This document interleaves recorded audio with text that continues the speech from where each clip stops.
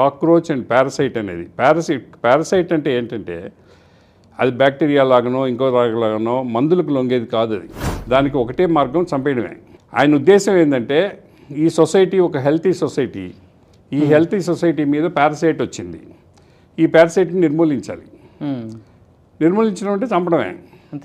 కానీ ఇక్కడ మనిషి అనేవాడు కాబట్టి అది చంపడం బదులుగా వాళ్ళని ఐసోలేట్ చేయడము, లేకపోతే డీపోలరైజ్ చేయడము, సమాజం నుంచి వాళ్ళని సపరేట్ చేయడము. ఇప్పుడు ఆల్రెడీ మనం కమ్యూనల్ పోలరైజేషన్ చూస్తున్నాం.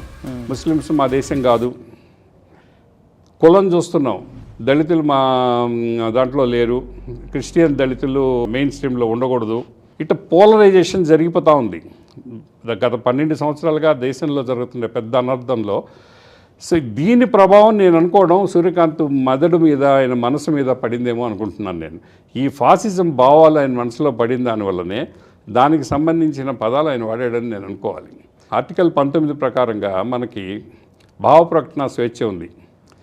ఆర్టీఐలో క్వశ్చన్ వేసేవాడు ఆర్టీఐ యాక్టివిస్ట్ని నువ్వు కాక్రోచ్ పారసైట్ అని పిలవడానికి నువ్వు రాజకీయ నాయకుడు కాదు, ప్రతిపక్ష నాయకుడు కాదు, అధికారంలో ఉండే ఒక దుర్మార్గపు వ్యక్తివి కాదు. నువ్వు Guardian of the Indian constitution. రాజ్యాంగం నాకు ప్రశ్నించే హక్కు ఇచ్చింది, భావ ప్రకటన ఇచ్చింది. ఆర్టికల్ 21 ప్రకారం నా గౌరవాన్ని, వ్యక్తి ఆత్మగౌరవాన్ని కాపాడే బాధ్యత కూడా నీదే.